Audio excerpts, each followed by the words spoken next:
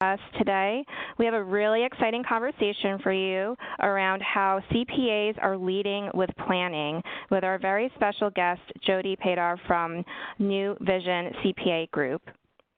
My name is Celeste Hernandez Ravelli from the Financial Planning Group here at eMoney Advisor, and I'm facilitating this discussion today. So eMoney Advisor is one of the leading wealth management platforms supporting various aspects of a financial practitioner's business, from full spectrum financial planning to a client-facing web portal to marketing to data aggregation and everything in between. We offer services for small firms to large enterprises, and we currently have over 50,000 financial professionals using our platform, servicing over 2 million end clients. So now I would like to introduce our very special guest today. Jody Padar is one of the profession's foremost visionaries and pioneers. As a practitioner, she is CEO and principal of the New Vision CPA Group, a public accounting firm based in the Chicago area. And as an author, lecturer, coach, consultant, and mentor, she advocates for progress and innovation in the profession, heralding a new way of thinking about the practice for accountancy and giving it a new purpose. Having successfully transformed her own firm into a technologically advanced, paperless work environment, she is now dedicated to educating her fellow colleagues on how to make the same transition. She is a regular contributor to a number of industry publications, including CPA Trendlines, where she offers practical tips and advice on running a next-generation firm. She has been named Accounting Today's top 100 most influential to the profession for the last 4 years, and she manages her firm and discovers new best practices. She is married with 2 teenage children and swims competitively and lives in the Chicago area. She earned her Bachelor's of Business Administration at St. Mary's College and her Master's in Taxation from the Northern Illinois University. She is also an adjunct professor at Oakton Community College and is a contributing member of the Intuit Trainer Writing Network. Thank you so much for being here with us today, Jody. Thank you, Celeste. I'm so excited to be here. It's going to be an awesome webinar. Great. So before we get started, I just want to go over some webinar information. This is meant to be an open, collaborative conversation. So even though everyone is muted, please make sure to type in your questions for Jody, and I will try to address as many of them as possible as we continue through our conversation. So don't worry, we'll make sure to go through all those questions, and we'll make sure to get you those answers. And this session will also be recorded, so in case you miss any parts, don't worry. We will send out a recording. So with that, let's get started. Awesome. Okay. Great. So if we're on the screen here for some stats here about financial planning and where it's going. So we know that, it's no surprise across the industry. We've seen the use of financial planning rise year over year. And in a survey by Cerulli, more than half of investor households have said that they value an advisor who takes the time to understand their needs, goals, and risk tolerance. In other words, they value an advisor who provides planning and advice-centric relationships. And 64% of advisors agree that client demand for planning is increasing. And in 2013, just under 33% of clients working with advisors received a comprehensive and ongoing plan and advice.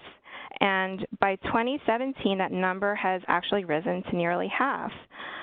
So really, the future of financial planning looks very bright. And with that, Jody, why should CPAs get into financial planning? I know that you were at our summit last month, and you asked the crowd to raise their hands if they were CPAs. And what happened? Can you tell us about why CPAs should get into financial planning? Yeah, so I think it's really interesting because I think CPAs for a long time have done financial planning naturally. They just haven't necessarily called it financial planning, or they haven't necessarily charged separately for it, or they haven't acknowledged that that's really what they do. But we really hang out in our clients' financial underwear drawer, and therefore we are like the perfect people to help them create those financial plans. And I think it's really interesting because what happened to us is 2 years ago, we had been working with a number of our clients, and they sold their businesses, and we had owned these financial planning relationships, or these tax and accounting relationships for years. And then they sold their businesses. They received a large chunk of money, and they left to financial planners. Yet we had been the ones who had helped them through all of this succession planning and all this other stuff. And then when they got their payout, they actually left our client base. And it was at that point that I realized that there was no reason that we shouldn't be taking them through the rest of their financial life. And at that point, I decided to get licensed. And I think there's two different paths that you can take as a CPA and as a financial planner, and one is to be a licensed financial planner and to be able to do assets under management, et cetera. But I think the other path that CPAs can take is to be a financial planner, use a tool like eMoney, and not be licensed. So by not having assets under management or giving that advice. So I think there's a lot of different ways for CPAs to go about going into financial planning. And I think it's something that we really need to think about, because as automation takes away a lot of our day-to-day work that we used to do, we used to spend a lot of time, just doing the work. Now we have this huge opportunity to add more advisory. And what are we going to add advisory to? So we can add advisory to being businesses, business owners, or whatever. But I also think that the holistic relationship that we can give to our business owners and their individuals, like the individual themselves, is going to be huge. And that's where we need to focus, because as automation takes away all the day-to-day stuff that we used to spend so much time doing, then we can spend more time doing advisory. And I think financial planning fits right in there. That's really great insight. So I know that you offer holistic services that combines tax planning, business planning, personal financial planning. So when did you decide to get licensed and begin financial planning for your clients and offering those services? So it was about 2 years ago that we actually got licensed, and we've kind of been on a learning curve and going through everything. But this year we've decided to make it such an impact to our practice that we actually sent nice letters to our clients, 90 of them, and who did not have small businesses with us. So if they were small individual tax clients, we sent a nice letter to them offering up our financial planning services, and that if they weren't going to take us up on the financial planning services, using eMoney and actually charging a fee-only plan for them, we told them that we probably weren't the right firm to serve them anymore. So, and a lot of people think that might be a bold move, but I truly believe if we want to go deep with our clients and have a really sticky relationship, then we need to be serving them holistically and completely, and not just doing tax prep, because I think ultimately, tax prep is going to go wayside, and we want to be, in that advisory role with them.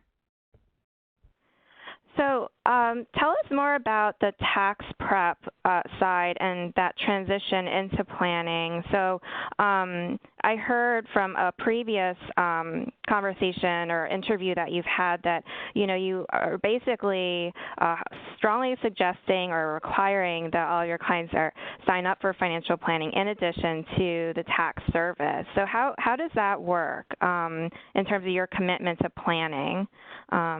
Tell us more about that. So I think what it is we're saying to our customers, we want to be part of their team, right? We want to help them reach their financial goals.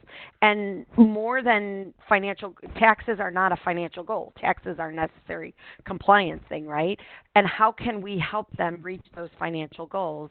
And that's where a tool like eMoney comes in, right? Because with eMoney, we can give that holistic approach to their complete their complete financial life, and we can show them the what if scenarios, and we can work with them on a quarterly basis, talking about, what's important to them and how they should be saving and what they should be doing, and really making it sticky but accountable. Because I think, the market's going to do what the market's going to do, but at the end of the day, if we're their advisor, we have to walk along that journey with them and be there with them as they make these decisions. And that's where our true value comes in, because we know that based on their risk tolerance and other stuff, their finances are going to do what they're going to do, but we have to really have a bigger impact as to how they change their behaviors. And that's where I think us as CPAs really have that, that additional piece, because we are connected to them all year, and we have that, I'll say that insight into their financial underwear drawer. Plus, I also think that you can't do financial planning without having the tax piece. So we're naturally seated to be right there with them. Yeah, I think that's definitely shown in what you were just talking about, how many CPAs were in the crowd at our summit, right? That tax planning really does go hand in hand with financial planning, that with a 1040 you really have a good base of knowing already that conversation and learning about that client and how you can help them, right? So I think that's really awesome. When we were at, I was going to say, Celeste, when we were at the show, that it was like 40% of the audience were CPAs. Now, some of them came up to me and said they were no longer practicing CPAs, but they were like hiding it, right? Which I thought was kind of funny. But I think it fits naturally in with the skill set we already have. And so when you're transitioning a client from tax to planning, are there other considerations, when it comes to compliance? I know you mentioned that, your business model. Tell us about how you've formed your firm and how kind of you reformatted your services now that you offer both. So what's really interesting, because we had a blank slate and we didn't have a legacy financial planning practice, we got to set up our practice how we wanted to. And we decided that we wanted to lead with Feeonly financial planning, and it's seasonal planning. And so that means that we talk to our clients throughout the season. But I think the other piece of it is that it's a fixed fee for the period of time that they're working for us. So for that first plan and for those first few meetings, they're in a fixed fee environment, and we're not just doing assets under management, right? Which is interesting, because if you look at a lot of the industry, they're doing financial planning along with assets under management, where we're saying they're two completely separate and distinct things. And the fee that goes to the money management is separate, and then the fee that goes to us for the financial planning and the coaching and the conversations is separate, which is different. The other thing we had to do is, because we are CPAs, you have to have a wall between your CPA practice and your wealth management practice, and there are lots of compliance issues that you have to work with to make sure that you're following all the rules correctly.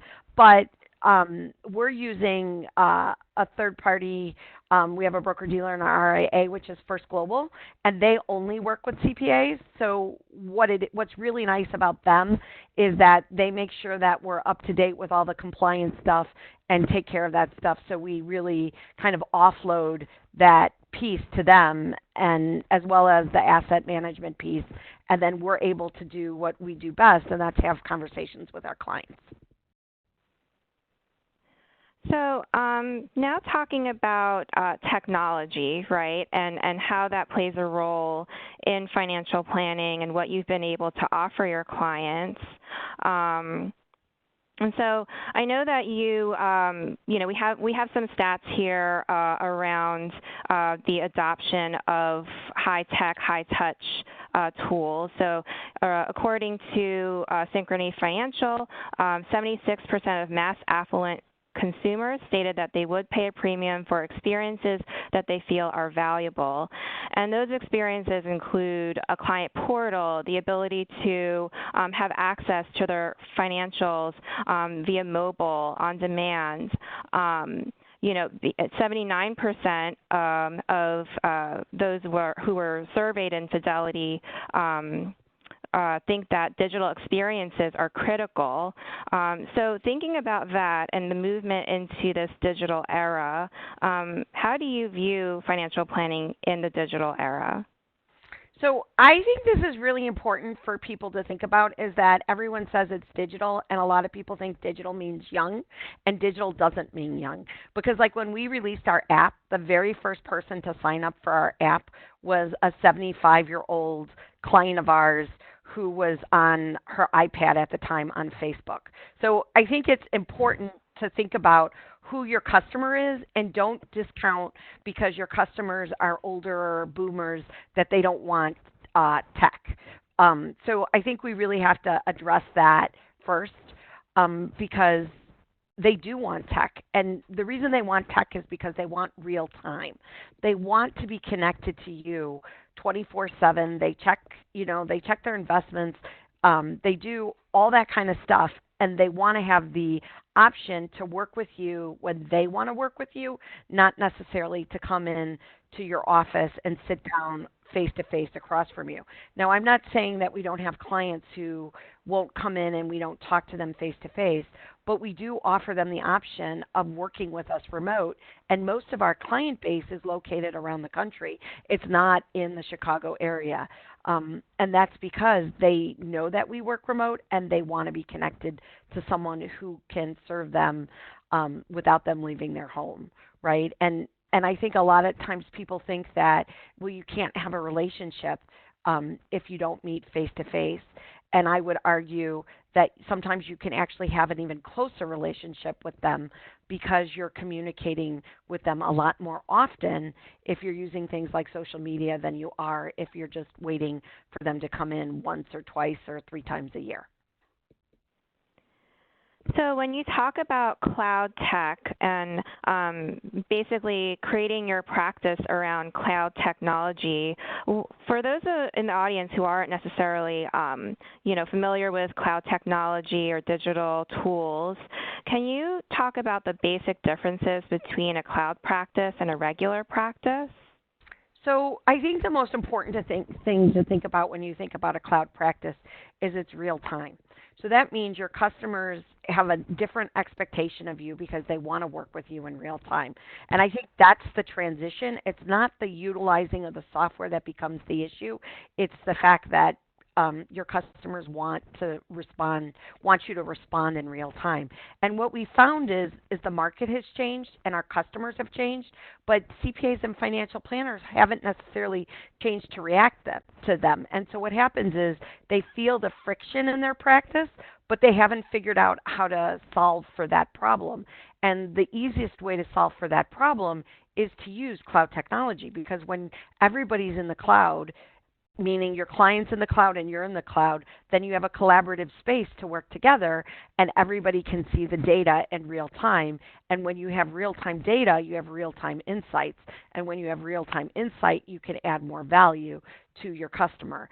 And that's what the difference is between a cloud practice and I'll say an old school practice. Because before, your client would send you something, it would take a couple of days, then you had to turn it around, then you'd have a call. By the time you actually were able to service your client, the information that you had with them was probably somewhat obsolete already. And so now when you're working in real time, you don't have that. You don't have actually the time to do it. And what we found is that then because our clients have that real time information, they just call us more often, and we can be better advisors to them. And I think the last part of it is when you're working in real time and you're using digital data, uploads and feeds and all of that stuff, you spend a lot less time doing the work, and so you have more capacity to do advisory and to really have good in-depth conversations with your clients, as opposed to, oh, I got to get you off the phone because I got to get this report done and out the door. Because the digital is doing the heavy lifting, and now you have capacity for conversations and planning and, just really being a confidant to them and helping them with their financial goals.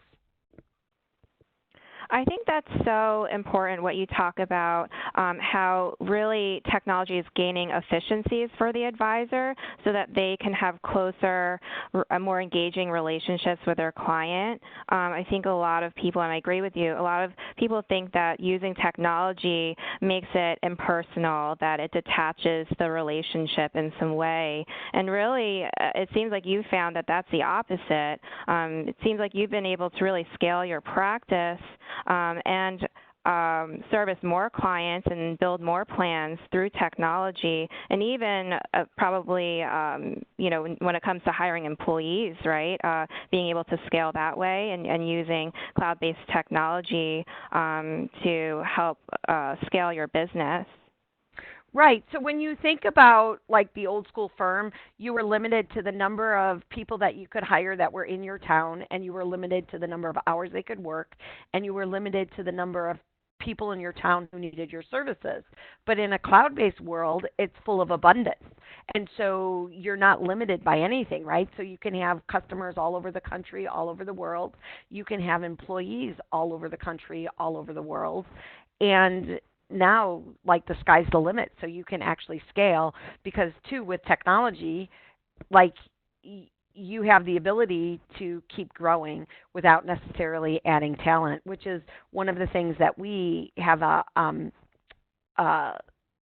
it's hard for us to find talent because we're a smaller firm, but now we're using artificial intelligence, and we're using bots to actually do some of our accounting for us. So again, if we've automated the other stuff, what are our CPAs and professionals going to do in the firm? But they're going to have advisory conversations and do more in-depth financial planning, which again is the value add. Your clients don't really want to pay you to put the information in the computer. They want the result of what's coming out, and they want the coaching of how to change their financial lives.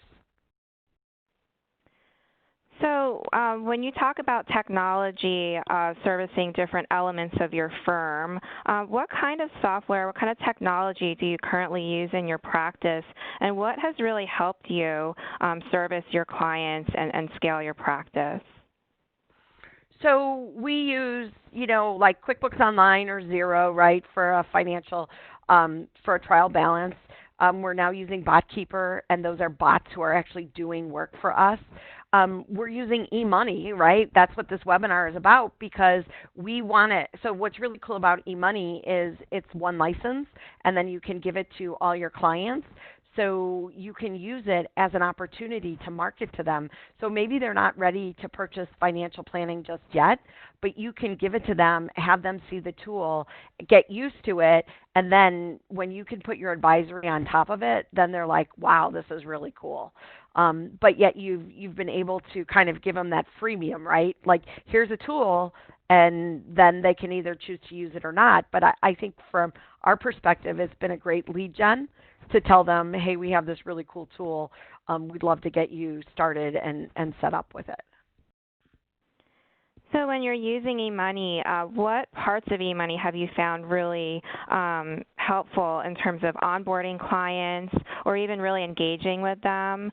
So, for example, the client portal or document storage, and then in terms of the types of financial plans that you can produce, can you go into more about why you use eMoney for financial planning and other elements of the client relationship?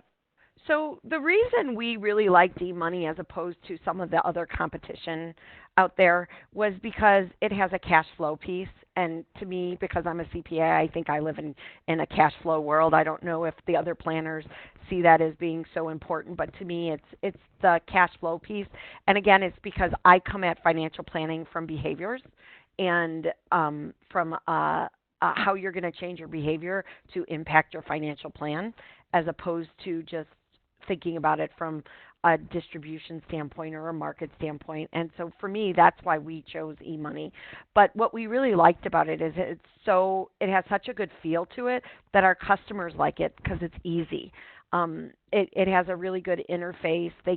You can onboard your clients with them if you choose to, and we do with some of our clients. And some of our clients, we just send them the link, and then they get it started to set up themselves. So I think it just depends on who your client is and how you want to interact with them. But, there's a couple different ways you can go about it. But what we found is it's so user-friendly that most customers who, have a little bit of tech behind them can set it up themselves, and those who are a little bit more scared, we just walk them through it, and it's easy, and they like, the hand-holding and getting it set up together. But that's like just from the user experience side. From the accounting side, it's so awesome because there's like lots of complex situations that you can do to get the plan that you want.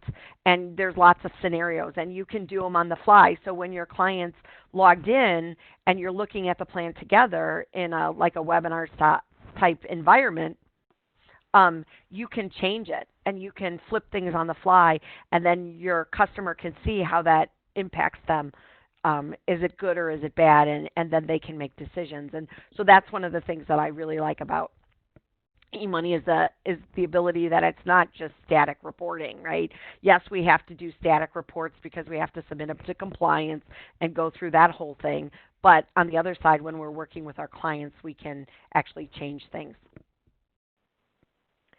And so when you talk about the cash flow side, absolutely, that's what we hear as well here at eMoney, that it's an easy transition, especially when you have a tax practice, to use a cash flow-based system to be able to see year by year the impact of inflows and outflows and portfolio growth. And you also mentioned how it has really helped you get into lead generation and getting more prospects. So talking about marketing your services, how do you get the planning conversation started with a prospect or an existing tax client? How do you start the planning relationship, basically? Well, so when we first started, we thought that if we sent them like a brochure, not a brochure, but like a within our tax planner, that they would automatically sign up. And it didn't happen, right? So it was like, oh, I guess we have to be a little bit more, I don't want to say aggressive, but we have to tell our clients what we actually do. And so what happened is we really just made it a focus of our client, of us conversations with our clients now. So every time we're having a conversation with our customer, we're talking about how potentially we can add planning to the mix. So if they're a small business owner, we're talking about, 401ks and simple plans and all that stuff, right? If they're an individual, when they're calling for another question, we're talking to them about adding the financial planning piece as well. So I think what has to happen is your culture has to shift. And I think when we first began, we didn't realize how much our culture had to shift. And so we just thought hey, if we put up the sign, people would come. But it wasn't that easy. So once we started talking about it and really making it a focus, we're doing so much better, and so now it's fun, and I think too our whole firm has bought into it and knows that we're doing it and we're offering it, and so they're excited about it. And one of the things that we did was we made all our employees go through the process so that they actually understood what financial planning was and how it was different, and so and using eMoney. And so now they can talk to it because they actually understand it. Because if you haven't been through a financial planning process and you don't understand that perspective, it's hard to understand what it is you're actually offering. I agree with you. I think that for clients who are new to a financial planning engagement, being able to guide them and walk them through that process is definitely key. And so when you're marketing your practice and you communicate your planning services, do you use any sort of digital marketing tools? I know that you have a really big social media presence. I know I'm a follower on LinkedIn, and you produce some really great content. So tell us about how using digital marketing has helped you. So it's interesting because what digital marketing has done for me is I think a little bit different than how most people approach digital marketing. So when I began, you know, doing social media, it was like 10 years ago, and not that many people were on social. And I really learned, and I found my voice. And I think the most important thing about social is finding your voice and making sure that you know who you are and what your firm is and what you represent. Because once you do that, then people who get you are going to organically come into you without us doing advertising, right? So it's not like we're sending out content saying, hey, come get a tax return, or hey, come do financial planning with us. We're just producing content that's relevant, and people know what I stand for, and so then they just naturally attract to us. And then because you have such a brand presence, by the time they actually call, they're ready to buy. So it's not like we're even using it to do lead gen, or well, I guess formal lead gen, like using HubSpot or something like that. What happens is via our brand presence on social media, stuff just walks right in my door, and then it's pretty easy to close clients because they've already decided that they want to work with us because they know all about me.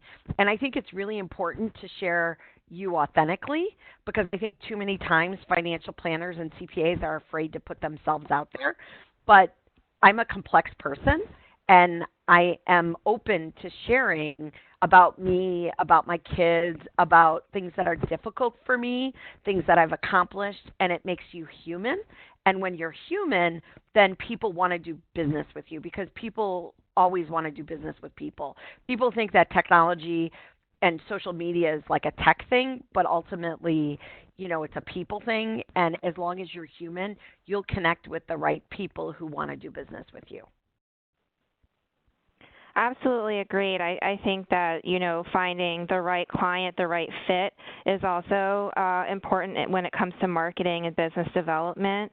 So when you offer planning services, do you offer different tiers of planning services? Do you charge separately for an eMoney plan, as an example? Can you tell us more about how you have structured that? Yeah, so we're doing fee-only planning, and it's seasonal planning, and we use eMoney as the deliverable around it. We start around $4,000 a plan and go upwards, depending on the complexity of the plan. And then it includes 4 seasonal meetings as well as a complex plan. And then in the second year, it goes down typically because it's more of a maintenance versus like getting it all set up, right? So, and I'm really excited because I know eMoney is coming out with a new product that is going to kind of have a little bit of a lighter version to it, which is going to allow us to do those plans as well. Yeah, thanks for mentioning our new financial planning simplified streamlined tool that will be able to service multiple types of clients from all different life stages, all different client needs, and really scale that client, as you grow with them. And so when you talk about those types of clients that you are servicing, what types of customers or type of clients are you typically attracting to planning? So I think most of our clients are probably under 50, but when I say most, it's not everybody, because you always have the outlier. And the reason being is that I'm a fairly young business owner, and when I even started my practice, the clients that I initially attracted looked like me, act like me, talked like me, and were in my age range, and now they're starting to age as well, right? But what's interesting to me is um, that's who we like. And I'm not saying that we won't service boomers or we don't want to, but it just seems like they connect with us. And we're actually doing a marketing initiative, and we're starting it, and it's from your daughter's eyes. And what I think is really important about it is we're kind of caught in that sandwich. Myself as a daughter is caught in that sandwich generation, whereas I'm kind of starting to take care of my parents as well as I have my own children. And how are we going to create the financial plan from that perspective? So when you find your ideal client, I think you have to figure out what your voice is and who is in your firm and how they're going to serve them. And that's one of the things and I think that's why our client base is such. The other thing that we've done a lot of is college financial planning. And that's because my daughter went to college this year, and I was exposed to, I'll say, the lack of financial planning around college choice. And so we actually created a productized service around it as well, and we've gotten a lot of good feedback because, again, the people in my age range seem to have kids in college, and that's one of their priorities as well. And it's not just about saving for college when your child is, newborn. It's about making the correct decision for your child to attend college based on the ROI of the college as well as the scholarships and money that they are offered. Yeah, I think that element that you describe about client education, enabling them to have more knowledge about certain planning topics, even if they don't realize that it's a concern that they need to address right now, just as you mentioned with the college planning piece. But I think even just getting them to start to think about it and doing more proactive planning, I love that you have that offering as well as part of having a comprehensive planning practice. I think it's also neat that you mentioned the different types of clients. You have those that vary in age in terms of their needs. And, here at eMoney, we say that we service a flexible generation, or what we call FlexGen.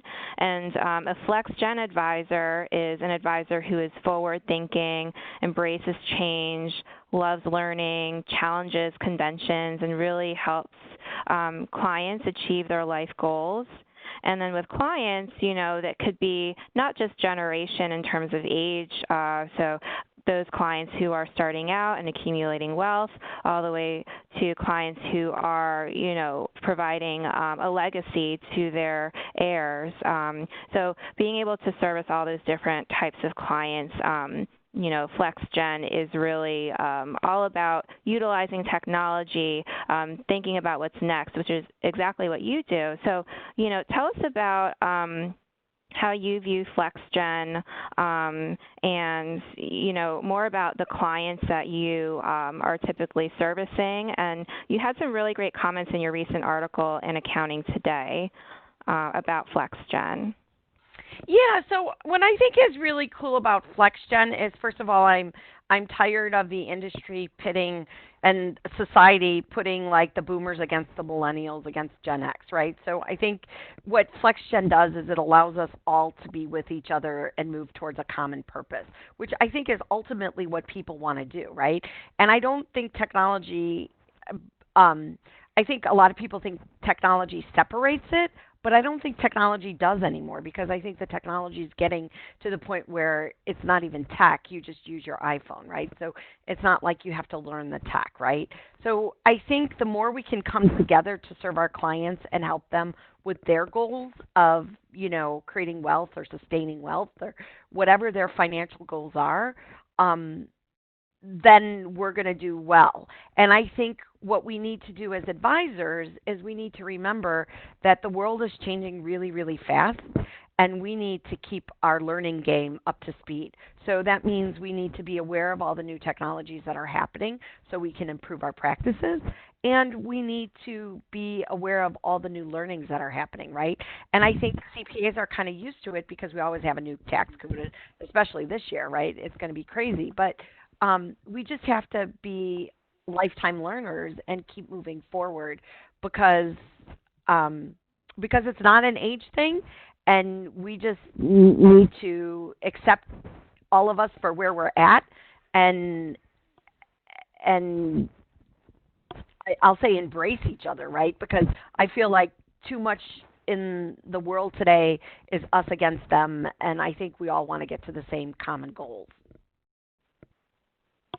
Absolutely. I completely agree with you. That it's looking into the future. It's how do we build better relationships? How do we offer better services, right, for our clients? And so, looking into the future, you've always been a pioneer in this industry. So what's next for you? Where do you see this industry? Where do you see your firm going? Tell us about, your thoughts there. So I think what's happening now, and I see it becoming the great divide, right? So I see the next gen advisors or the flex gen advisors who are moving with the culture, who are changing their firms, who are using tools like cloud tools like eMoney, who are doing things with next practices, not best practices. And they're moving forward, and as well as the CPAs who are adopting the same things in the CPA space, right? They're moving forward. But the old school practices who don't know how to change or who can't change or who can't get their partners to agree on how to change are falling farther and farther behind. And what's happening is the really big firms are going on mergers and acquisition sprees and acquiring stuff. But like the people in the middle, if they don't figure out that they need to change and how to change soon, I think they're going to get left behind because the pace of change is just getting faster and faster. And that's not to scare people, but it's to make them like kind of wake up and say, hey, I have a beautiful practice here. It was great in the past, and now it can be great in the future, and I can transition to the next generation as the boomers transfer their wealth, but I'm not going to be able to transfer that wealth unless I start communicating with the next gen differently, and in fact communicating with the current generation differently and giving them the real-time access that they want. And you can see it happening because why are people going to services such as Betterment or some of the other robo-advisors, right?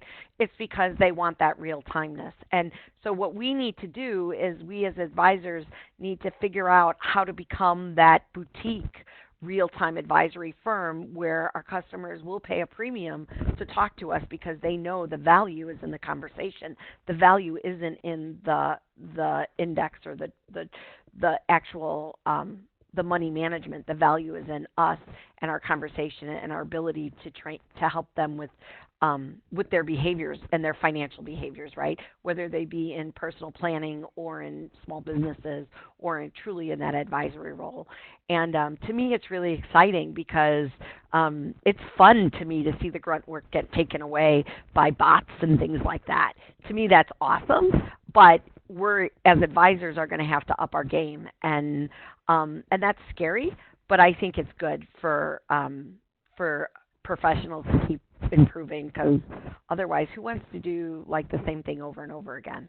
So to me, it's really exciting. So I hope everyone on the call is just as excited as I am about it because, like, I love learning new stuff and evolving and changing, and But that's why they call me a visionary. So I don't know.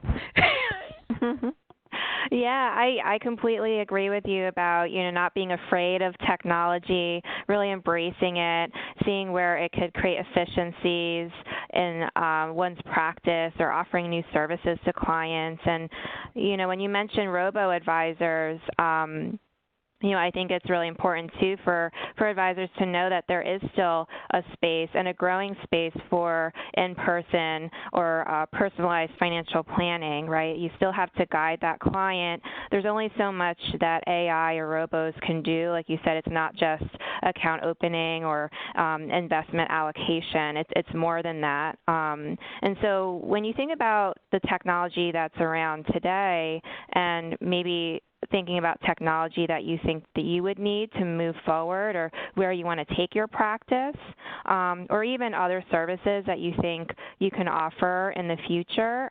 What are your thoughts around that? So to me, it's so exciting because like artificial intelligence and the bots are coming down to us, right? So they actually exist today. It's not the future, it's today. So, we use a service like BotKeeper that's doing all the bookkeeping for us within our firm. So when you look at stuff like that, it gives you capacity so you can spend time doing advisory. Or for those of you who maybe are saying, oh, I don't want to grow my practice, I'm in the growth mode, so I definitely want to grow my practice. But for those of you who don't want to grow your practice, maybe it's the ability for you to go golfing more, right? Or maybe it's the ability for you to take care of your clients, but not, but only have those conversations and not do all the other work around it. And so I think when you look at the tools like eMoney and all the other cloud-based tools, the future is just really bright for us, and to me, it's really exciting. Great, and I completely agree with you. We're in exciting times here and in an exciting industry that's evolving and growing. And so my last question for you, and as a reminder to the audience, thank you again for joining us today. If you have any questions for Jody, please type them in the chat box. But my last question on my end here is, why do they call you radical? Because I'm extreme, right? Different. And what I'm doing is far-reaching, and it's unique. And when I began the journey, I thought that I was radical. And like now I know a lot of people have sort of caught up to me, but I'm just pushing new boundaries with getting even more radical.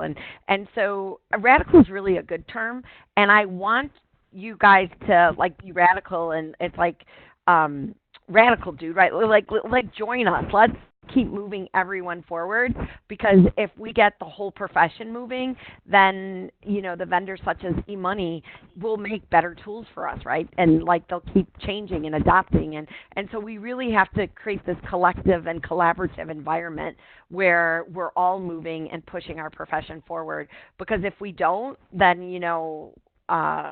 some people will get there and other people won't. So I really want to encourage you to be radical and to take it as a really positive term, because it is extreme, but it's fun.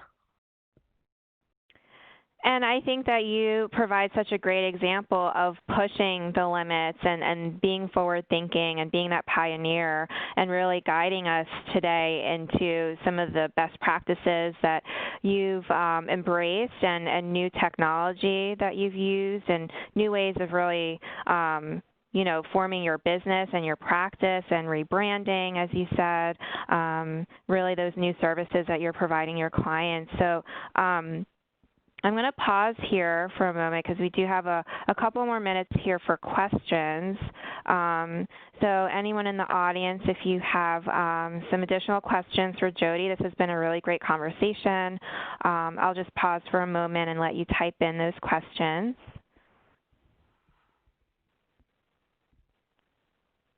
And I'm excited to hear or to see so many CPAs on the call, because I think it's up to us to lead in this space, because, as I stated in the beginning of the webinar, some of the financial planners are coming over into the tax side. So why shouldn't we go over to the financial planning side?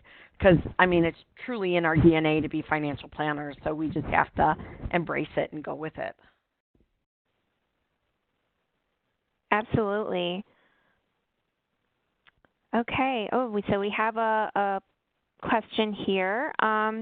So Jody, when it comes to testimonials and keeping compliant when it comes to combo CPA RIA practices, this question is from Sunny here. How do you handle that, and how do you keep compliant?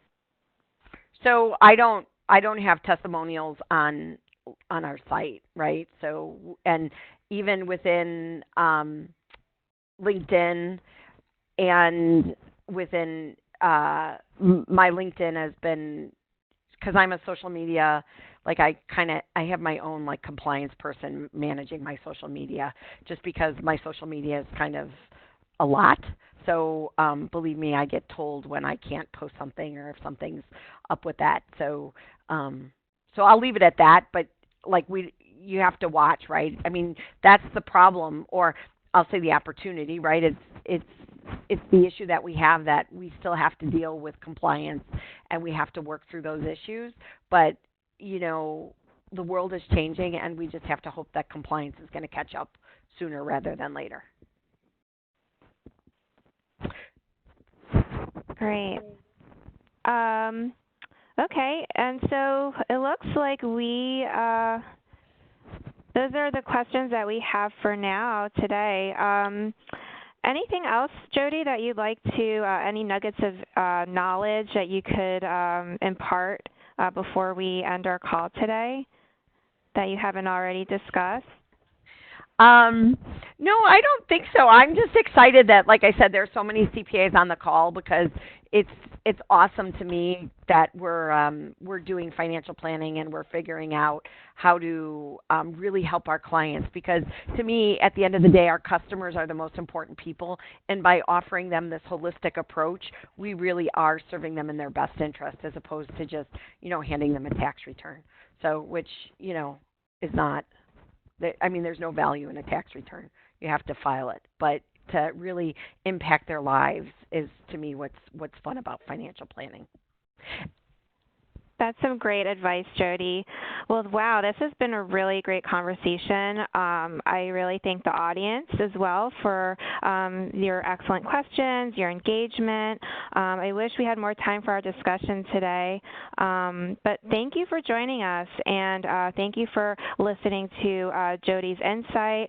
We hope you learned something new today or have some tidbits that you can take back to your practice.